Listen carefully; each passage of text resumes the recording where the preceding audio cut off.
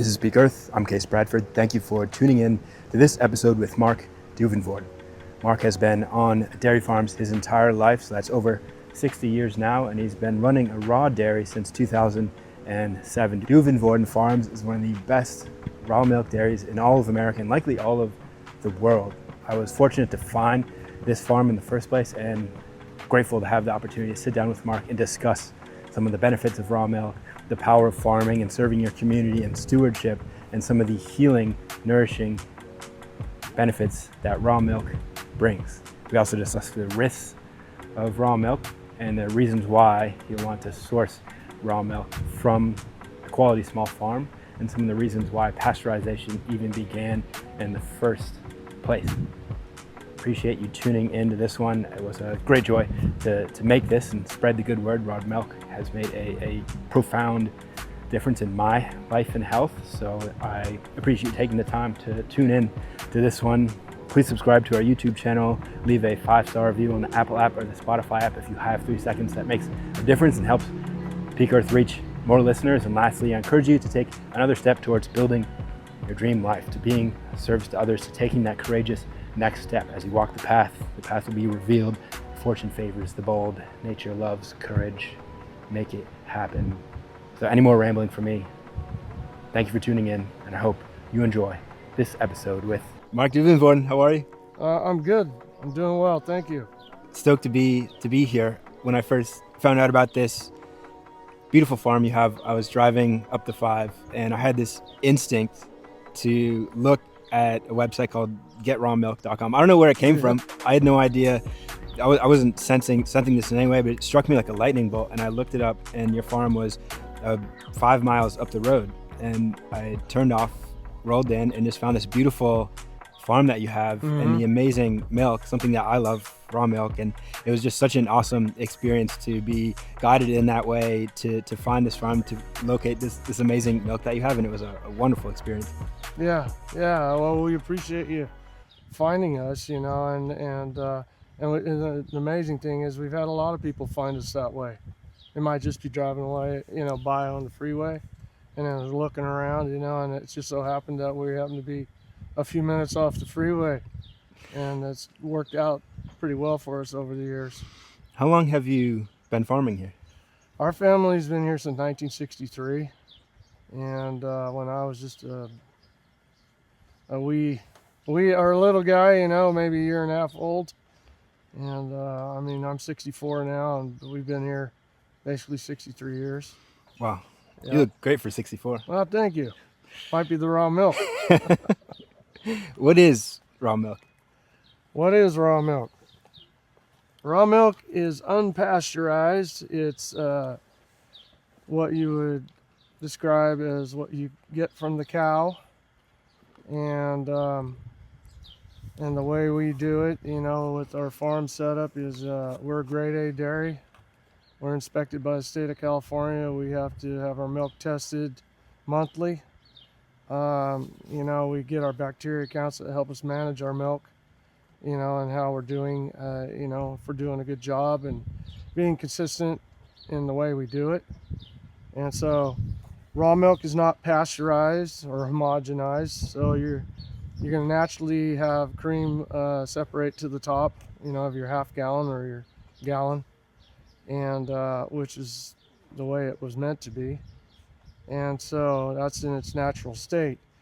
Raw milk produced in a setting like this, it's all about cleanliness and taking care of the cows, with their health, the environment, low stress environment for them. That's why we only milk once a day, not twice a day or 3 times a day like most conventional dairies do.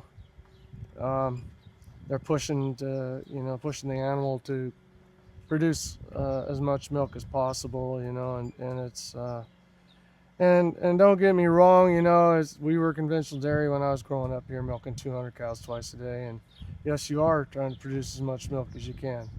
But something I found out when we switched to doing raw milk was that if we went to once a day, it was all about the longevity of the cow, and their health, and mine included. You know, I didn't have to milk the second time in the heat. You know, it's cows. The cows actually like this routine of being milked in the morning. They're ready for it, and then they have the whole rest of the day to go eat, get out on pasture, be in the shade, or go cool off in the pond, that sort of thing. It's beautiful. Yeah. How much milk comes from a cow each day? So for us, we probably average 3 to 3.5 gallons a day.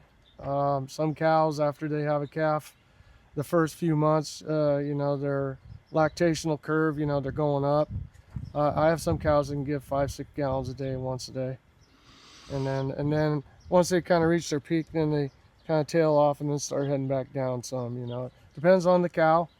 You know, some cows produce more than others. It's just, it's just kind of, you know, it can come with the breed, or it's just the genetics of the cow.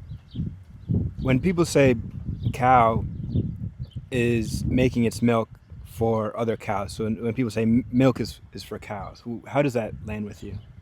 How does that what? How does that land? Like, what is your perspective on the idea that milk is for cows? So, in some sense, yes, it is to raise a calf naturally, but that's more geared towards beef, you know, and out in the wild, right? That's the natural way of things. Now here on the dairy, you know, it's you know, to produce food for us, which has been used for thousands of years. And if you were to go back in time and talk to those people that had their family milk cow, that was their sole way of surviving, you know, of making a living, of having food.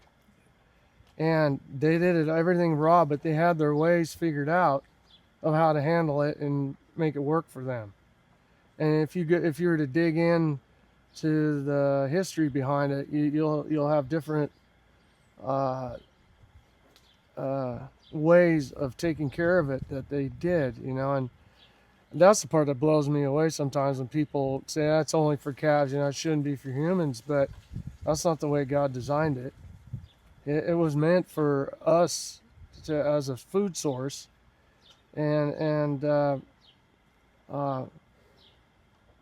our health, you know, by His design with His food and the way He designed us, was meant, like we were talking about earlier, you know, it was meant to work together for our good, and the purpose, His purpose behind it, you know. So when we get closer to what's real, it should be better for us. But then again, we need to be good stewards with what we've been given. And that's why you hear that old, I don't know, it's Paul Harvey, you know, and so God made a farmer, you know, to take care of the land, to milk the cows, to do this, you know, all the hours every day of producing food, you know. And most farmers have good intentions. It takes a certain person to do that type of work, to produce the food, you know, because it doesn't magically appear in the store. There's a whole lot that goes on behind the scenes, you know, before that shows up in the store. So there's purpose behind it. And when you're in line with His good purpose, whoa, sorry about that. That's all right. That's all right. So when you're in line, you know, with His good purpose, and it boils down to stewardship, and you can apply that to anything in life, then if you're taking care of it in the right way, you should have good results. When you talk about stewardship, June, sorry about that. that's all right. June, come here. She wants to go mess with the neighbor's dogs. Sorry about that. That's all right. Come here. Get over here. That's enough. All right. She'll stick around now. And you mentioned each cow makes 3 to 5 gallons of milk per day. Mm-hmm. That's a lot of milk, probably more than their calf would need, even if that was like a pure relationship where they just had a baby. Yeah, I mean, it's all perspective again, you know. So as the calf is growing, the cow is producing enough milk for that calf. You know, it adjusts. with its production. So as the calf gets bigger, it's like with beef cows, they'll wean the calf off the cow after 7 months. Where here we'll allow the calf to stay on the cow for 2 months, and then we'll pull the calf off. Otherwise, that calf is taking all my milk. And then once I pull that calf off, that cow's producing more milk for me again, and for our families. Yes. So, but it's again working with nature and trying to have respect for the way things work and naturally, but then work within that realm, to produce a product that's good for us. And if milk was bad for us, I might start to think that maybe milk isn't for humans, but it turns out to be one of the most nourishing and nutrient dense foods that we can possibly consume. So of course that right there, plus it's delicious. Those two signals right there, it's delicious, it's nutritious. So that to me is a sure sign that it is meant for us to consume. Exactly. You can apply it to raw milk, you can apply it to beef, or the steak that we eat, and the way it's raised. Regenerative practices, of how we do things with the pastures and the way we take care of the earth, and it all relates to the milk, because cows are eating the grass, right? And then they're turning it into that. But the minerals and everything, how you're taking care of the pastures, and then it takes care of the cows with their health, and then their bodies are working on producing the milk, and then the milk, we're getting the benefits of the milk from everything that happened before. And so it all ties together sustainably. And regenerative practices is another word that you probably hear more of these days too, because of that. But it all ties into how we take care of the land, the animals, our product, with our facilities, and taking the responsibility of testing the milk and making sure that what we're doing is right for, and good for everybody else. It's a beautiful thing when you describe it that way, that harmony, that stewardship, that design, that regeneration, that cycle is a really powerful thing. And most food that most people are eating are likely not a part of that cycle, unfortunately. And it's much more industrial. When you think about the difference between conventional food, industrial food versus what you're doing, what is the difference there? Like what is the difference that people are missing when they're just getting food from the grocery store instead of seeking out real food from small farms like what you're growing? Relationship. Key word. And it applies to every bit of it. And it goes all the way back to the way God intended it to be. It's all about relationship and what we have in common, because we all have to eat. And when we sit down at a table, at least back in the day, while we're eating our food, what are we usually doing? Having conversation and agree to disagree on different subjects. But the main thing is it was all about relationship, and with our families, our neighbors, and people in general, and community. It all ties in. And then it starts to make sense. And I started learning that when we went to raw milk, and it blew my mind, because in the conventional way of doing things, I'm just milking cows, and then I get to go talk to the milk truck driver picking up the milk, and I didn't have this relationship I have now with families coming here to the farm to buy milk, or people asking questions, or coming to the farm, or our annual Milk and Cookies Day where 2,000 people show up. It all boils down to relationship. And when you realize that connection that we have in common with certain things, it just brings it all together and makes sense. And it takes all this distraction away we have now out in the world, what wants to pull everybody apart. We need things like this bring people back together. And you have the opportunity to talk to the farmer, and I get the opportunity to talk to the families that want it.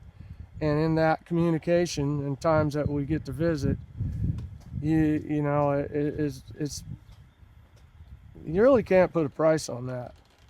It's more important than people really think.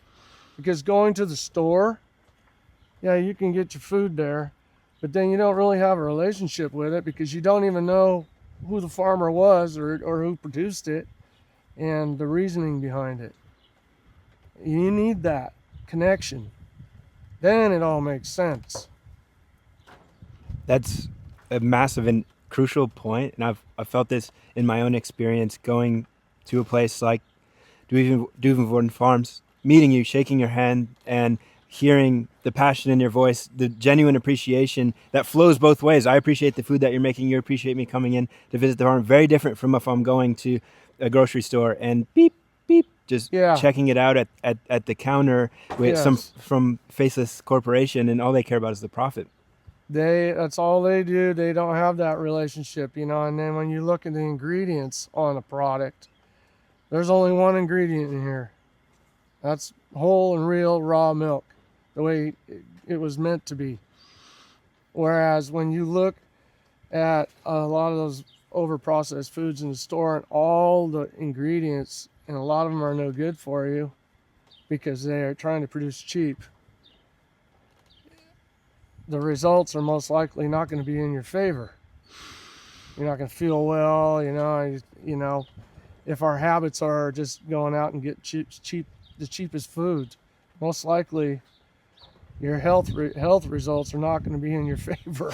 Yeah, we see that collectively our nation is really struggling with their health, and a big part of it is this root cause that you're mentioning. Yeah. Not meeting the farmer, not sourcing real food. And if we focus on raw milk specifically as a part of this equation, you mentioned pasteurization there. Why do people believe that raw milk is dangerous, and what is the point of pasteurization?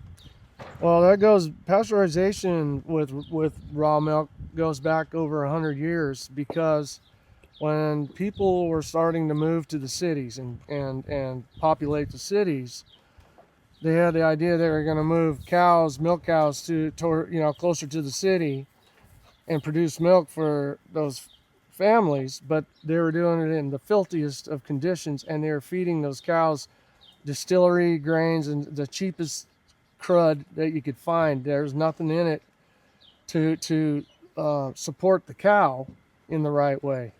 You know, they took them away from their natural environment, which was grass, pasture, you know, and healthy living for the animal, and took them and put them in an environment that was not healthy. And in response, in those filthy conditions, it created bacteria that ended up making people sick, and people were dying from it. That's where pasteurization came in play, which I totally agree with it in that environment, you know, to kill off the bad bacteria because of that environment they were producing it in. Raw milk, like we're producing here, is meant for an environment like this where the cows are in a more natural setting and they get to be the animal that God intended them to be, and then they're producing the milk the way He intended it to be, and then I get to be a good steward with it. But I'm taking the necessary steps with my milk barn, the equipment, the cooling. They didn't have any cooling back then, you know, to cool the milk down properly. And so bacteria will flourish in a warm environment, you know, and so you have that going on too when all that was going on. So when you're doing it the right way, and you know, we have the ability today to do that, you know, with the equipment, the care, the testing. Bo! He sees ghosts sometimes. Oh. Anyway, it is, again, it just boils down to good stewardship. You know, there's with anything, there's a right way and a wrong way. June, come here. So it's that's the difference right there. But big corporate business loves to focus on that you're gonna get sick on raw milk because of what happened in the past. But that was 100-something years ago, and we've come a long way since then to overcome a lot of that. And we can produce good, healthy raw milk in the right environment. Reminds me of a quote I believe I heard Mark McAfee say. Pasteurization is an 18th century solution to an 18th century problem. We can do a hell of a lot better. And that's exactly what we're doing. We have all these beautiful systems and knowledge around how to make healthy, safe raw milk. It's Exactly. silly to Exactly, scare and tactics, I totally agree with Mark on that, you know. And I will say, I do tell people sometimes pasteurization is an excuse to do a sloppy job. That That's a good can't one. be the answer of, you know, that covers everything, because then nobody's going to take care of it in the right way, because, oh, it's going to get pasteurized. I can be sloppy as heck with how I produce it. No, I mean, and then you've got no heart, you know, you've got no passion. You know, I remember my dad teaching me how to milk when I was young, you know, how he did it. It was all about cleaning, you know, and, you know, in the barn and keeping things clean, you know, and stuff. And you can ask my wife, she'll tell you that, you know, it's always been ingrained with me to be clean. And it fit in when we went to raw milk. It was like I finally slipped into another gear, and I got into doing something that I was meant to be doing. My family was meant to be doing, because it was do something different or get out. Now I'm the last dairy in this county, and I had plenty of friends that were in the conventional dairy business, just like we were, and now they're all out of business. But I cut the middleman out, went directly to the consumer, because there was starting to become a need for it, and we went with it. It wasn't without fear, you know, because of all the stories, but it was definitely a learning opportunity which we took and turned it into something. So this was a conventional dairy, and you took the reins and switched it into a raw dairy. Around when was that? 2007-8. Wow. When the economy went upside down, we were at a point where my milk was going to Land O'Lakes Creamery, and we were barely making $1 a gallon for our milk. Wow. I can't pay my bills. I can't even pay myself, you know, and you're just scraping, you know, just trying to survive. And then we had some friends of ours start asking about getting raw milk from us, and they said, we'll pay you $5 a gallon. And it was like the light ding, you know. Wow. It was like, really? And it's like, yeah, okay, we have to look in this. And I was curious before that too. I actually went down and visited Marc McAfee around 2000, year 2000, when he was just getting going on it. I was curious to see what he was doing. And so it was already there, and then I was trying to see if there was a way to do it, you know, and then we got into the herd shares. We found a way to do it with the herd shares. Wow. And so then we started doing the herd shares, made that decision, and then while we were already a grade A dairy, and my dairy inspector, she really didn't know what to do with us when she found out what we were doing, but she kept working with us, you know. But we were a herd share, so there was a way around, you know. People were buying ownership in our herd, a small percentage, and the byproduct of that ownership is the raw milk. They're paying me to take care of the animal, feed it, milk it, do all that, and we were doing it in their glass jars. So that's how we got started in it, and we did that. After a couple of years, we were probably the largest herd share dairy in the state of California at one point. But then our milk inspector started pushing us towards becoming our own plant, you know, bottling facility and stuff, which by 2017 is when we did that, you know, and switched over. So after about 9 years of being a herd share, we switched to that and being, you know, a bottling facility and bottling them out, selling here still, and then in stores. And so it kind of, went, it's like we did an end around, you know, and made it, you know, where it was working for us. Wow. That's a powerful story and a beautiful act of courage from you to make that change. Yeah, I mean, there was a point there too, case where, Land O'Lakes Creamery, and mind you, I was just milking 60 to 80 cows. I'm small potatoes, where other dairymen are anywhere from 200 to 1,000 or 2,000 cows. And they found out what I was doing, and then they called me on it. It says my contract is, contract between myself and Land O'Lakes says I need to ship 100% of my milk to them, which in all truth, yes, but I can't make it on what you're paying me, guys. You have a make allowance that allows you 50 cents a hundredweight over and above all costs to cover your costs. You're making 50 cents profit off of every gallon of milk, or every hundredweight, I mean. But that's still a profit, and where's ours? We're dying here.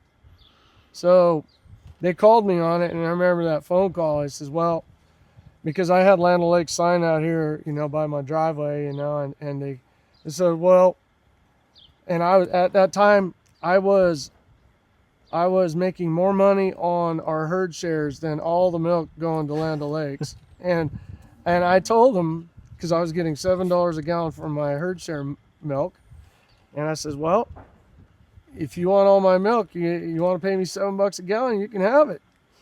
Oh, no, we can't do that. Of course not. No, we have to make a profit, not you. No. And I says, and the final ultimatum is, well, we're going to have to come and get our sign. I says, I'll help you take it down. You can have it. So, and the rest is history from there. It's just it was like telling the big corporation to stick it. That must have felt good. It did, because it sucks for a dairyman to feel like they're stuck. They don't have a say. And basically the way the system is, it's rigged. And it doesn't favor the dairyman. It favors the middleman. And so that was a huge lesson I learned over the years of doing the raw milk. If you go directly to the consumer, yes, it could be a hard start, and trying to overcome the fear of venturing out like that. But the reward is, I can't put a price on the reward because I learned so much.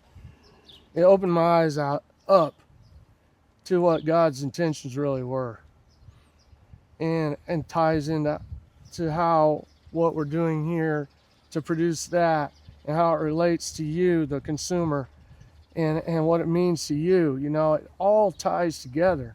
And if things are done for the right reasons, then we all should have good results. And there's where the relationship starts. There's so many pieces and components of that, and it makes me think of this shift that you made from agribusiness to agriculture. And if we are able to do this at a broader level and a wider scale, then so many more people will be happy and healthy, and we'll be able to revive communities and farms across the nation. Yeah, you're right on when you say that. I believe that is the way, the truth, and the life. If we can get back to the way God intended it, and He gave us free will, okay, and that's all good, but it's what we do with it that makes a difference. There's a right way and there's a wrong way, and sometimes that free will takes us down the wrong path, and then there's consequences. So if we can individually as human beings, which we should all have the right and freedom to do, what we put in our bodies, is to educate ourselves and reconnect and find out the truth. We have to be transparent with what we do here and what we're producing. If you're asking me a question, I better be able to answer. I have to be honest about it. And I want people to trust me with what I'm doing. That matters. And when they realize that I care as much about your family because my family drinks this as well, my grandkids, my kids, it's like, I'm trying to do the right thing here, as a farmer, yes, I got to make a living, and this is what God meant for me to do. Then it all ties together, and so it's, and then again, anything you're doing in life, I tell the younger folks these days, go find, if you find what you were meant to be doing, then that's where you're going to find your peace, because you're in your groove. You're in where your talents are. And that's how God works. Everybody has different talents. You just got to find out what you're good at and make a difference. Powerful. Yeah. Has anyone ever gotten sick from your milk? No. And that was another thing we do is part of our testing is for pathogens every month. And there's 5 different pathogens that they are always looking for. And in 63 years, we never had one show up here. And again, that boils down to the environment that you're raising that you're creating for the cows. It's about cleanliness. That are they in a good environment? They're not stressed out. They're not overcrowded, like too many animals in one place. That's where things start going wrong. You're living within your means with the animals, with the cows. Where do the pathogens come from? That I think the common idea is that it's like poop from the cow ends up in the milk or something along those lines. What is the actual risk with these operations? Like, what should people be looking for or asking with farmers when they're going to source raw milk? Pathogens, yes, they can show up in the environment. I mean, that's where they can start. But also pathogens show up in the way or the environment that you're producing your food. Now, that can happen with crops, like with romaine lettuce, where they had the E. coli outbreak. Happens all the time with lettuce. That was because of animals, wild animals. You have to think about there's other things that are going on that can contribute to that. Pathogens of a dirty environment, like we were talking about 100-something years ago when they were trying to produce that. It was in a filthy environment. And they're stuck inside, right? Yeah. Yep. And then it's filthy. They don't have the ability to clean like they should, like we do now. And then that just creates an environment, especially in the heat, for pathogens to grow. Okay. And so what you're trying to do is prevent that, in the environment that you created for the animals. And again, stewardship. If you have the passion and the wherewithal to take care of it, clean, have the equipment, the ability to cool your milk down, keep it cold, because the raw milk is a live food, good bacteria, good probiotics, all that stuff naturally in there, especially in that cream top. The ability to keep it cold is super important, which they did not have that 100-something years ago. But the people that came before for thousands of years that had that family cow and milked them, they knew how to ferment. That was a way to keep pathogens away by fermentation. And raw milk has the ability to take out pathogens if you don't mess with it. If it's not overwhelmed, if you're taking care of it in the right way. It has its own abilities to take out pathogens. Now, pasteurized milk, no. Now, if something gets introduced to that, it's a great environment for something to grow in. Now, if you take raw milk, and you've probably seen it where they've done a test where you have a half gallon of raw milk, half gallon of pasteurized milk. And you just leave it out on the counter for a couple days. And you get to see it go through its changes and process. And you see the pasteurized milk separating and looking weird, because the creamer's already taken out a bunch of cream. And then basically the milk you see in the store that's pasteurized stuff is basically a byproduct of all the other things that they do with the cream and stuff, with making butter or, the cream by itself, separating cream, ice cream or whatever. But you still have to deal with skim milk and whatever they call it. They even call it blue milk at time if it's with the skim milk. There's not much in it. It's all water. It's not this.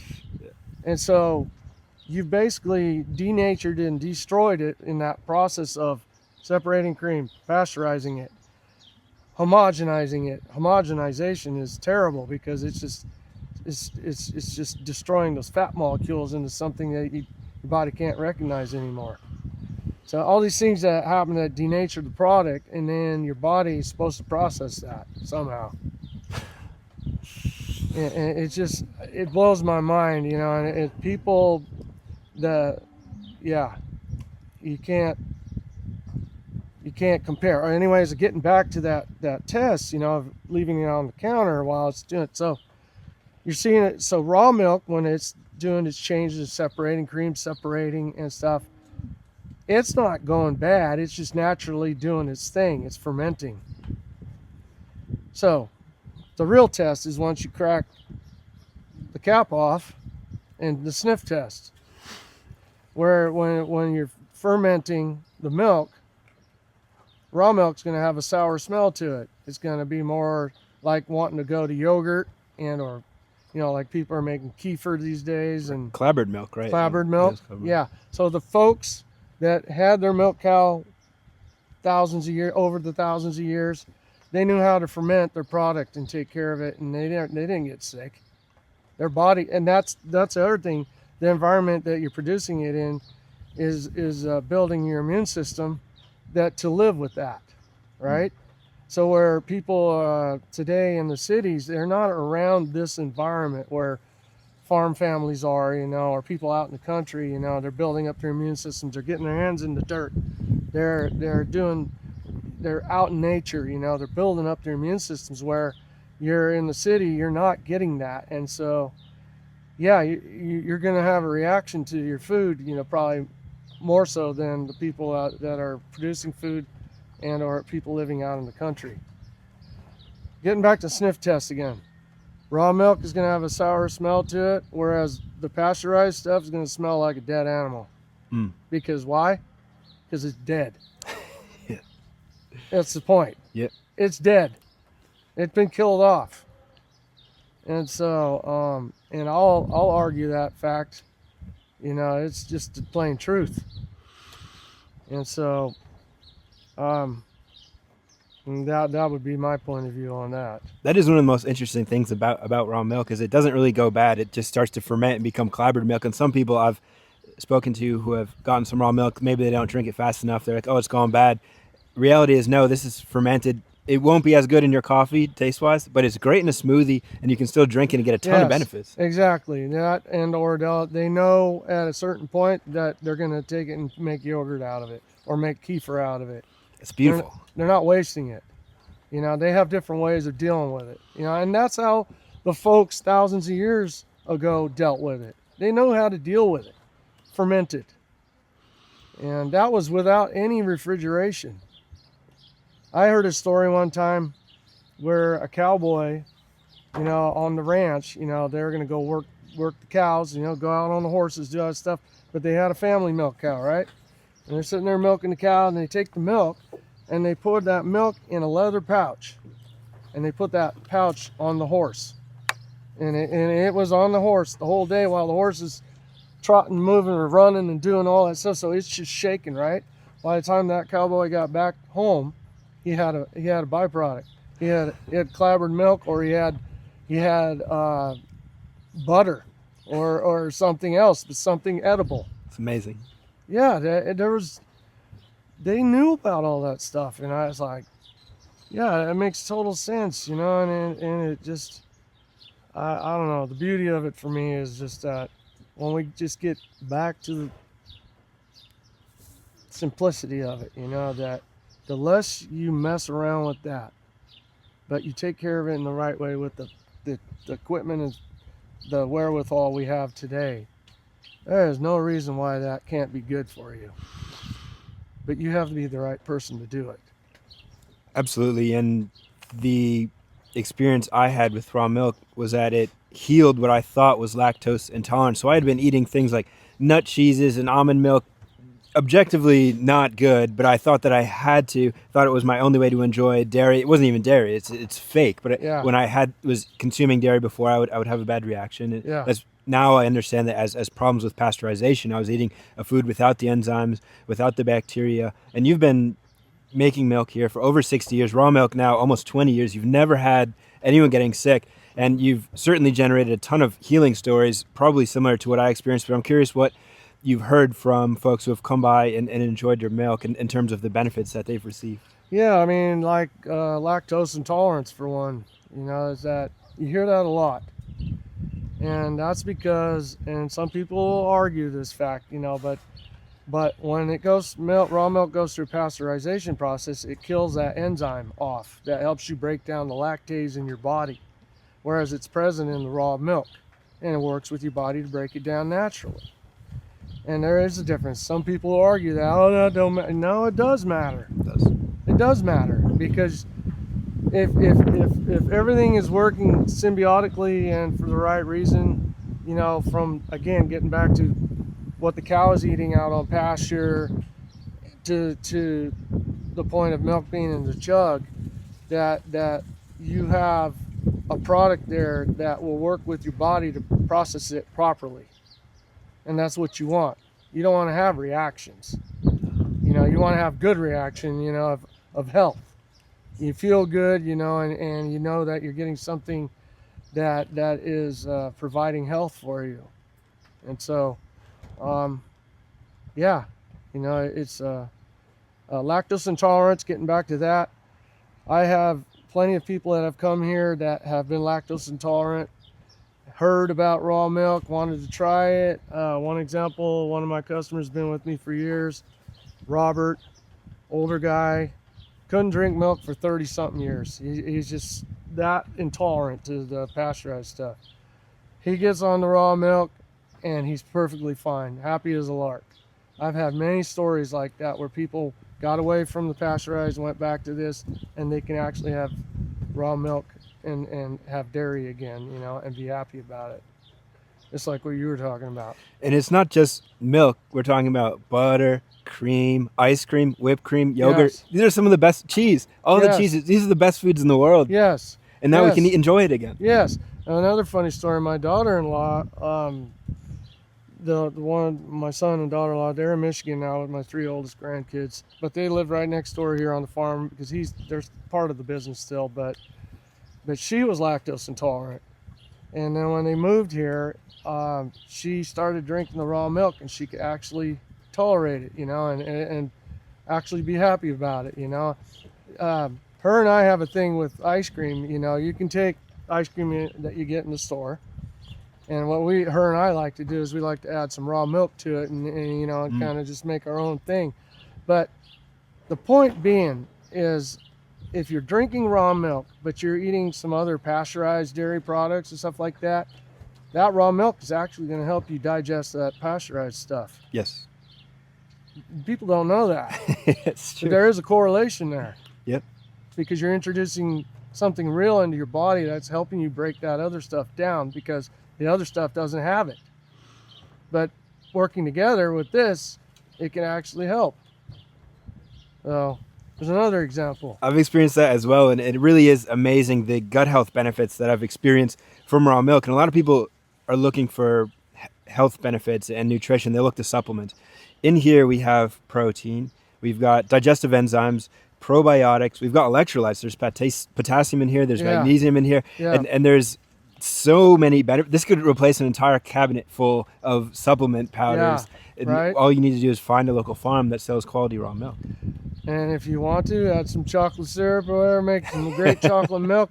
People, the guys that are working out and whatever, and I hear a lot of them go to raw milk and or chocolate milk after their workout.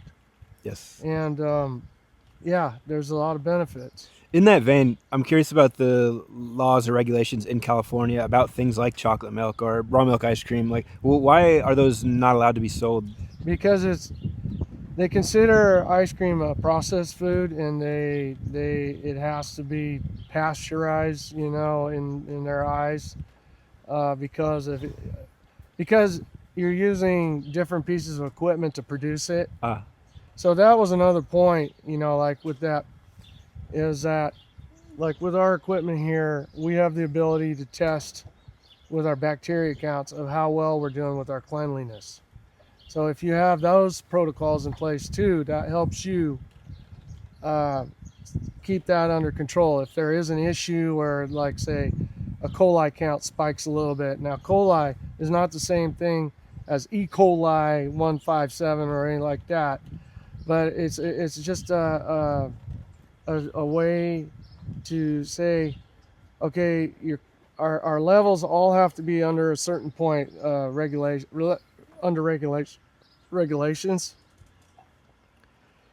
And if something spikes a little bit, then probably most likely then you start looking for the source. Most likely it's in the equipment. It could be a bad gasket. It could be when you're in the cleaning process.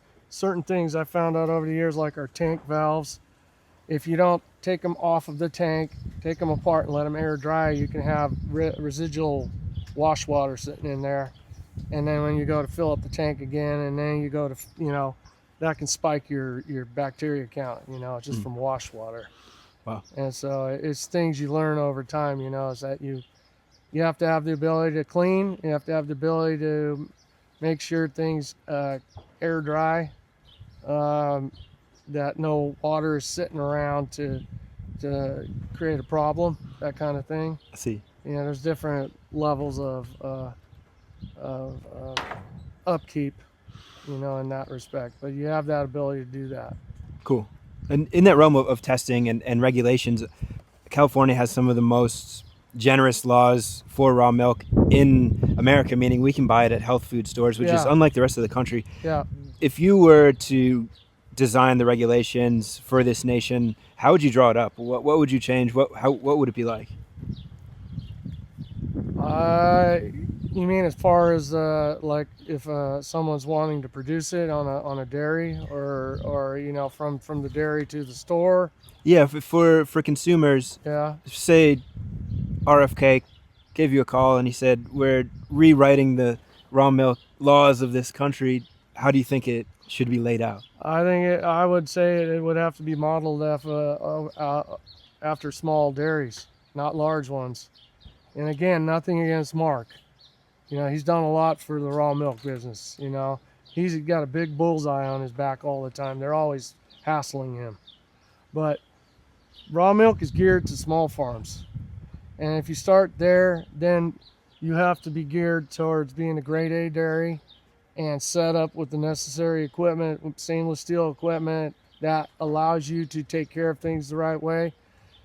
Testing as a grade A dairy and taking the necessary steps where you're testing your normal bacteria counts, the health of the cows, and then pathogens that you don't have any. And then you go from there. And then it's cooling equipment, which is super important. So the shorter the distance between the cow, the tank, and the bottler, the better. The less people, the better. The more people that are in that sequence, like in the big creameries, and the more equipment, the bigger everything, the more opportunity for something to go wrong. So it's shrinking it back down, and to where it's actually an environment that you can live in and create something good. And that's what I would tell him, and taking stewardship, number one. How you take care of the land, to the cow, your facilities, to that, to the, and then your customers, relationship. It all goes together. And that's what I would tell them. It's like it's geared towards that, and getting back to the that relationship of farmer to consumer, and being able to communicate with each other. And my families, if say they get a gallon or a half gallon of milk, and it went sour quicker than normal, they'll communicate to us. I want them to, and then we have to figure out, okay, why. And then I'll ask them, is your refrigerator cold enough?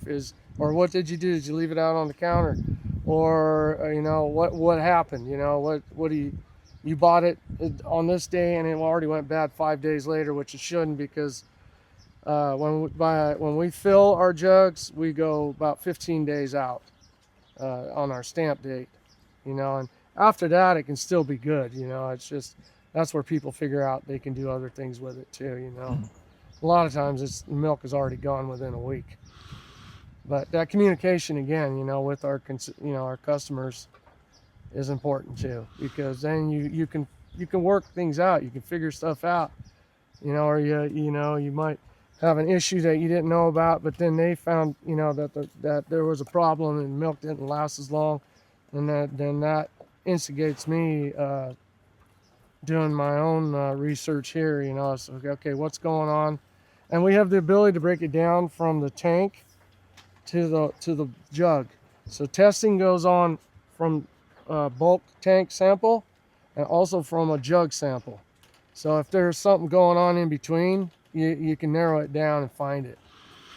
There are a ton of steps you've taken to steward the milk and also to test it to make sure that it's safe. So to think that anyone would be out there afraid or to think that this is unsafe in any way is honestly completely insane, especially when you consider the food that they're likely eating is going to be at significantly higher risk. This sounds like one of the safest foods that you could possibly eat. Yeah, and there again, with you saying that, it boils back down to the relationship you have with that product and how you took care of it before it got to the jug, and then after it got to, you know, after the families purchase it. But that relationship again of confidence that they have in you as a farmer, that you're taking care of it in the right way. You're trying to portray that transparently all the time.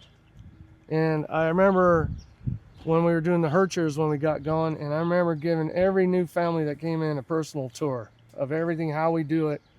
And I don't think I had hardly anybody walk away. They'd sign up. Wow. But that's the key right there is, you know, that relationship. Because it's your livelihood, and you should want to put effort and time into that to show people that you're trying to do something good for them, not just yourself, you know. And so yeah, that's all part of what I've learned. How has your operation changed over the past 5 years or so? I know raw milk has become much more popular. Have you seen a lot more people coming looking for raw milk? Yes, as a matter of fact, just a couple of years ago, you know, maybe in the last 3 years, we've seen our business triple in the amount of milk that we, you know, instead of selling 300 something gallons a week, we're close to 1,000 gallons a week now. That's awesome. And popularity of it, and then in the store, we've seen it in our stores that we're in, that you started out with a small amount, and now some of these stores are selling over 100 gallons a week each store, you know. And it's just the popularity of it.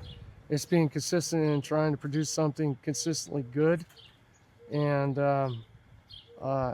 you know, our pasture up here where we're located up here, our pasture season basically runs from beginning of April to the end of October. And then things get too cold and the pastures go dormant, you know, and the cows, they can still have the ability to go out some, but they're not getting a whole lot, and we go to feeding hay in the wintertime. But we do not feed any grain whatsoever. It's just hay only, alfalfa and or grass, hay. And just living within that realm. And yeah. And Do you give them any like supplements outside of the alfalfa? they get natural minerals and salt that I actually get. It's called Redmond salt. Oh wow. Minerals. You may be familiar with Redmond. Yeah. They get it out of an ancient seabed in Utah. So they're getting minerals from that were there thousands of years ago. Wow. So, but it's good for them and us. Yes. You know, so they pass that on to us and that. And so yeah, no, we try to.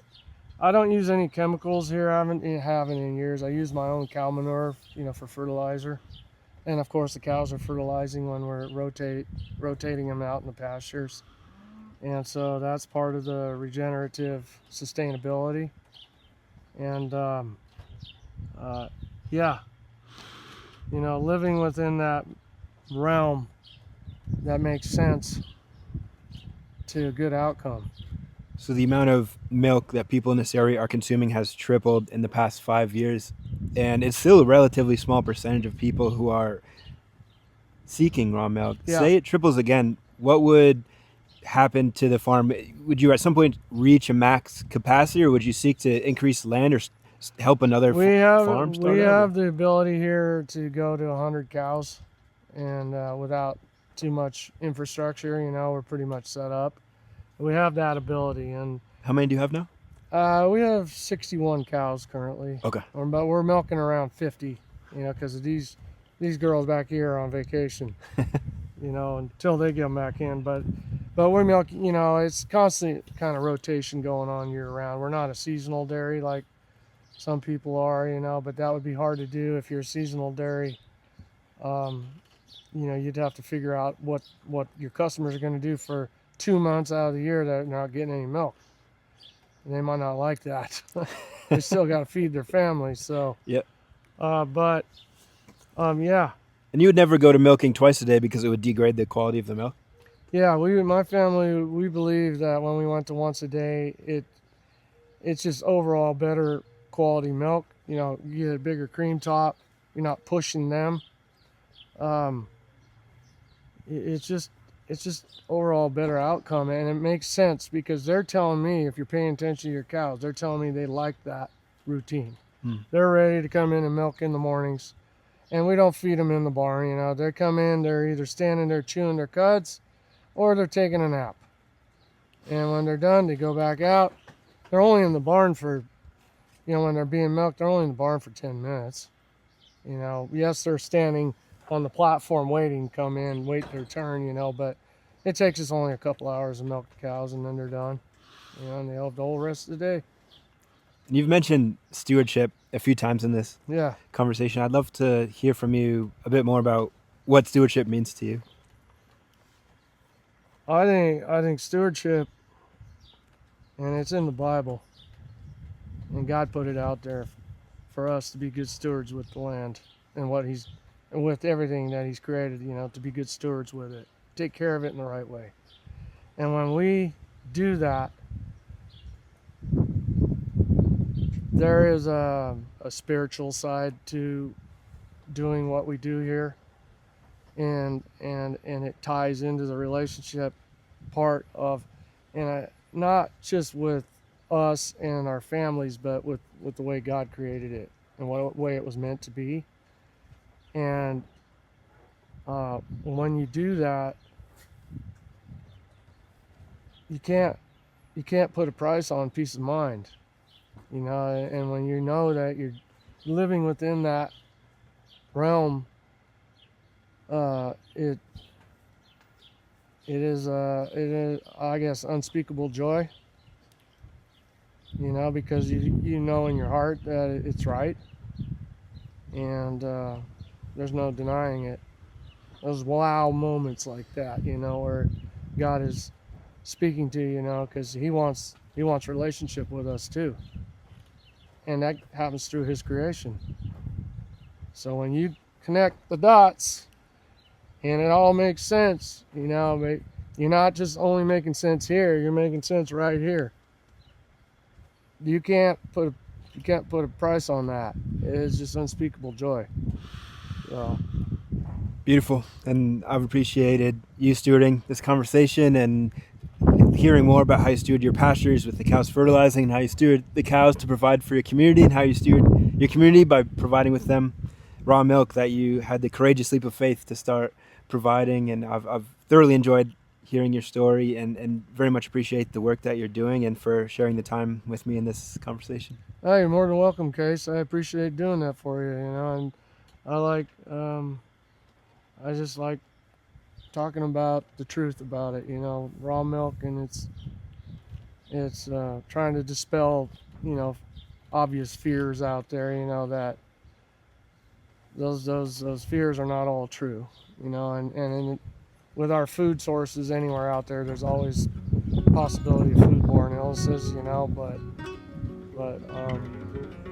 no, it's just if it wasn't meant to be, we wouldn't be here doing it. And God has His purpose. Beautiful. Marc Duivenvoorden, thank you. You're welcome. Thanks, Case. All right. Was it good? That was really inspiring in so many ways. Yeah, that word stewarding or stewardship, it applies to just about everything in life, right? Yeah. And if we are actually paying attention to it and wanting to take, participate in it, then most likely we are going to have better results, for us and for others, And so because we become a society of convenience and we just go to the store and we mindlessly buy whatever without even really looking at what's in it, then we're at the mercy of whatever's in it. And the results are probably not what you want it to be. And then you're miserable, you're not feeling well, and mentally you're not feeling well, and so all those things tie in together that can make or break us, Yep. as a society. And it's breaking us. It's breaking us. There's a lot of stuff going on where we're depleted. We're depleted physically and mentally. But we have to have enough people out that are willing to just talk about it and share and say, hey, there's a different way. Because you think about it, like with raw milk or anything else you're talking about. But the thing is it's that trickle down effect. So it's like that still water that you throw that rock into, and then it does its thing, and you're putting it out there, and it starts to stick, and every person that you influence in a good way has an opportunity to influence somebody else, and that's that trickle down effect, that ripple effect. And so, how old are you guys? I'm 36. 31. Okay, so you're in that age group that's driving this. Your age group, I'd say from 30 to 45 or so, maybe 50 years old. But they're the ones that the families that come here and I see that are driving this, because they're really being protective over what they're giving their kids. Yeah, I mean, you look at the Amish, you don't hear them having problems like the rest of us. No. They're as natural as can be, and they're living within their means, and with God, and it's just the way He had intended it to be, but it is a testimonial to the way they do things. You don't hear about all these health problems they have or anything like that, So, that's the point I was going to say. That fat that's in that milk, we need it up here. But you know why? Because our brains are like 80% cholesterol. If we don't support that up here, then we're in a world of hurt. It's true. And when they started that baloney of low cholesterol diets, they knew what they were doing. Creating a bunch of sick people. It's brain food. Yeah. Delicious. Yes. So you think about that with your eggs, your raw milk, your beef, Butter. butter. That's your support system. No need for margarine. No, one step away from plastic. Just remember that. Can you believe that? No. One step away from plastic, and we were eating that crap. So crazy. Bless you. Bless you. Yeah. So I mean, you think about that. Bo, come here, Bo. Bo. Sorry about that. That's all right. Oh, he's over there. Okay. All right.